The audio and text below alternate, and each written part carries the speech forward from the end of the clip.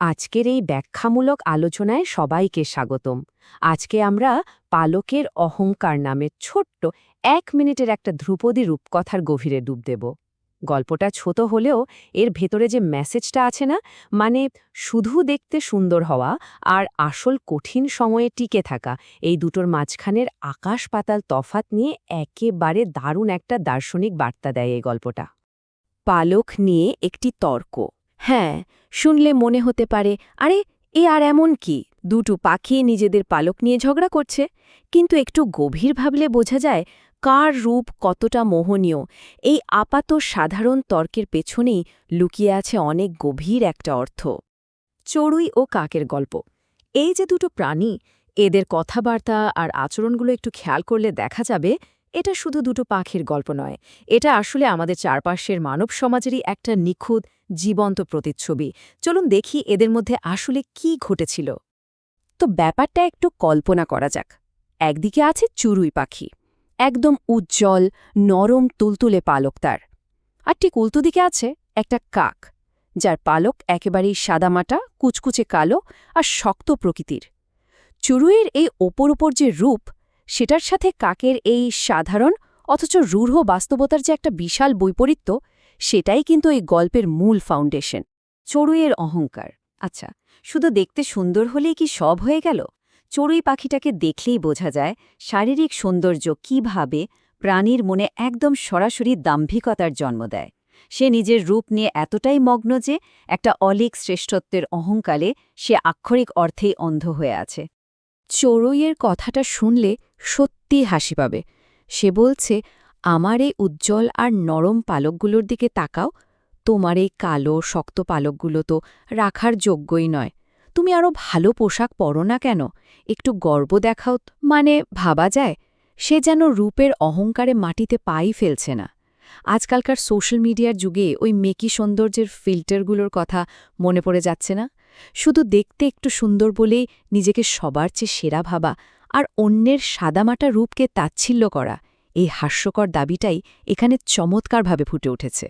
কাকের শান্ত উত্তর। এতক্ষণ ধরে চড়ুইয়ের এত বড়াই আর উপহাস শোনার পর সবাই হয়তো ভাবছে কাক এবার রেগে মেগে একটা কিছু বলবে। কিন্তু না, কাক এমন একটা শান্ত জবাব দেয় যা পুরো গল্পের মোড়টাই একেবারে 180 ডিগ্রি ঘুরিয়ে দেয়। কাক বলছে, বসন্তকালে তোমার পালকগুলো হয়তো বেশ ভালোই থাকে, কিন্তু শীতকালে তোমাকে কখনো আশেপাশে দেখেছি বলে আমার মনে পড়ে না, আর ওই সময়েই তো আমি সবচেয়ে বেশি আনন্দ পাই। ব্যাস, কাকের এই একেবারে শান্ত সোজাসবটা উত্তরটা চড়ুইয়ের সব অহংকার এক ফুঁয়ে উড়িয়ে দিল। কোনো রাগারাগি নেই, কোনো উত্তেজনা নেই, শুধু রূঢ় বাস্তবতার একটা মোক্ষম আঘাত। কাক যেন চোখে আঙুল দিয়ে দেখিয়ে দিল যে কঠিন বাস্তবতার সামনে শুধু ওই সুন্দর চেহারার বড়াই করাটা ঠিক কতটা ঠুনকো। বসন্ত বনাম শীত। খেয়াল করার মতো বিষয় হল, কাক কিন্তু এখানে দারুণ একটা চাল চালল। সে তর্কের বিষয়বস্তুটাকে শুধু বাহ্যিক রূপের মধ্যে সীমাবদ্ধ রাখল না, বরং বুদ্ধিমত্তার সাথে সেটাকে টেনে নিয়ে গেল একেবারে টিকে থাকার ক্ষমতা বা সার্ভাইভালের দিকে। বসন্তকাল হলো খুব আরামের সময়, চারপাশ সুন্দর, আবহাওয়া ভালো, তখন তো নিজের ওই সুন্দর পালক প্রদর্শন করা খুব সহজ, তাই না? কিন্তু ওই যে কনকনে শীতকাল, সেটা হলো আসল পরীক্ষা। ওই কঠিন সময়ে কিন্তু চড়ুইয়ের টিকিটিও খুঁজে পাওয়া যায় না, অথচ কাক সেই হাড় কাঁপানো শীতেও দিব্যি টিকে থাকে, এমনকি আনন্দে উল্লাসও করে। এই ব্যাপারটা পরিষ্কার প্রমাণ করে দেয় যে শুধু আরামদায়ক সময়ের ওই সৌন্দর্য আসলে কতটা ভঙ্গুর আর ক্ষণস্থায়ী। প্রকৃত সৌন্দর্যের মূল্য। এতক্ষণ তো পাখিদের তর্ক বিতর্ক নিয়ে কথা হলো। এবার এই গল্পের ভেতরকার আসল জিনিসটা, মানে এর গভীর দার্শনিক শিক্ষাটা একটু তলিয়ে দেখা যাক।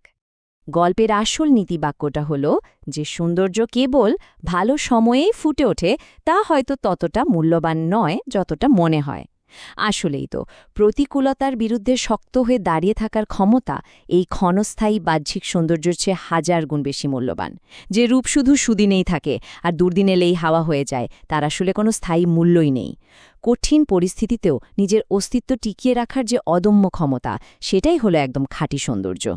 সমাজ কি কেবল সেই সৌন্দর্যের প্রতি বেশি গুরুত্ব দেয় যা শুধুমাত্র সহজ সময়ে টিকে থাকে? আলোচনা শেষ করার আগে এই প্রশ্নটা আমাদের সবাইকে একটু গভীরভাবে ভাবাবে। আমাদের চারপাশের সমাজের মূল্যবোধ আসলে কিসের ওপর দাঁড়িয়ে আছে? আমরা কি শুধু সেই চকচকে জিনিসগুলোর পেছনেই ছুটছি, যা একটু কঠিন সময় এলেই চুপসে যায়? চড়ুই আর কাকের এই গল্পটা কিন্তু শুধু বাচ্চাদের একটা রূপকথা নয়, এটা আমাদের বর্তমান সমাজের মূল্যবোধের প্রতি বেশ বড়সড় এবং শক্তিশালী একটা চ্যালেঞ্জ।